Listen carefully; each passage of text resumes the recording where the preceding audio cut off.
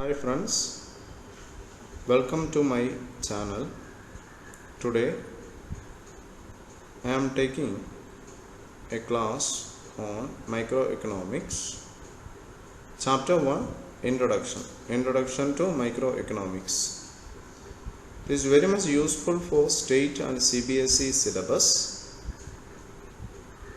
And this PowerPoint presentation is a continuation of Chapter 1, and I have included different topics on production possibility curve, then basic economic problems on my YouTube channel.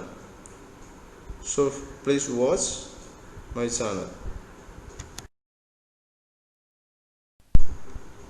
So today we are going to discuss the different branches of economics.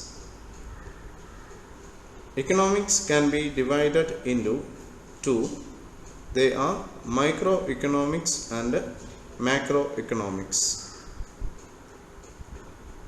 So listen, economics is an important area which is used in almost all the areas of a society.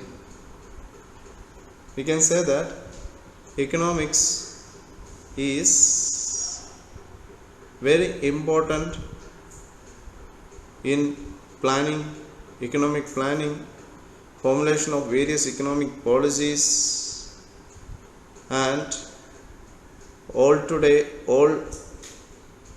day-to-day economic activities of government. So microeconomics, the word micro means small or tiny, little,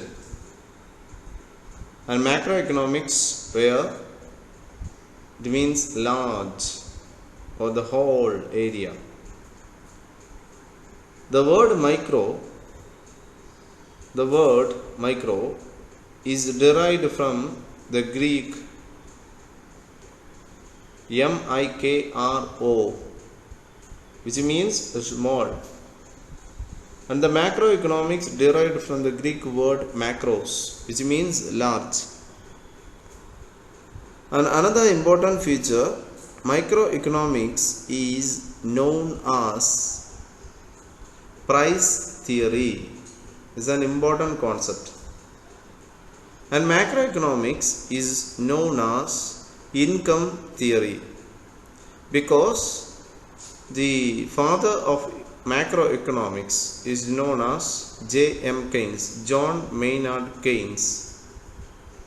He is the reason for the emergence of macroeconomics during the Great Depression 1929 to 1933, and he gave a solution to tackle down the problem faced by the world economy through his famous book General Theory on Employment, Interest and Money.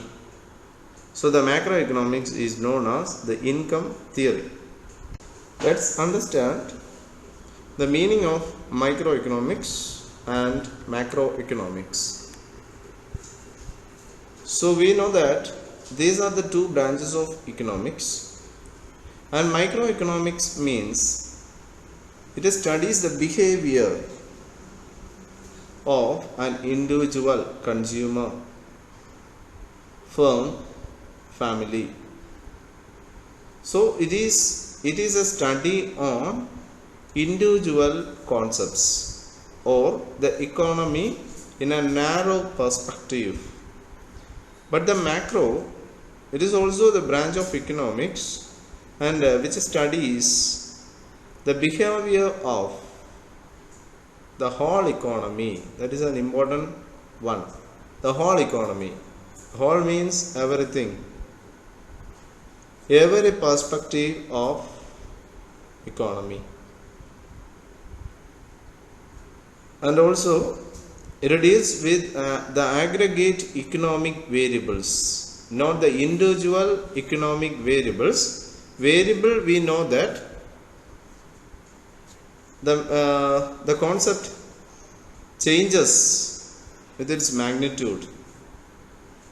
So every time it changes. We know that the price of petrol is changing day to day, and the price of agriculture commodities is also changing. So the microeconomics deals with the individual economic variables, and the macroeconomics deals with aggregate. Aggregate means the sum or total economic variables. And finally, we can compare the term macroeconomics and microeconomics. So macroeconomics, it analyzes the economy as a whole.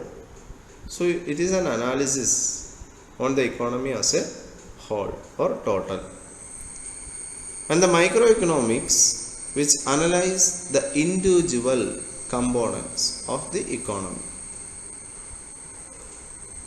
And the macroeconomics studies aggregate economic behavior, the behavior of aggregate economic agents. Okay. And microeconomics, the economic behavior of individual units, and the markets for particular goods. Example, wheat, computers, oil, bicycles, gold, etc. So it is known as the price theory.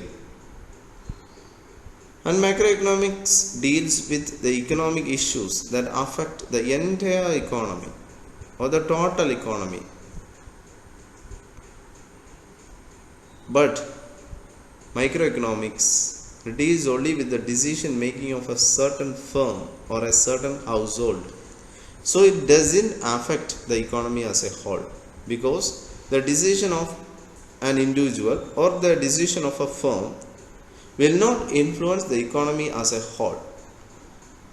But in macroeconomics, because it deals with the aggregate economic agents, so it will definitely affect the whole economy. And finally, macroeconomics studies the aggregate variables. So which are the aggregate variables? So aggregate variables such as gross domestic products, that is GDP, national income, aggregate demand, that means total demand, aggregate supply, general price level, rate of unemployment, public deficit, exchange rate, etc. But in microeconomics, which studies the variables as the amount of firm's output or the individual.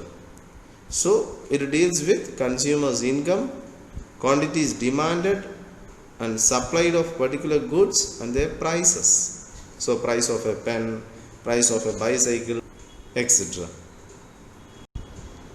So keep on watching my video.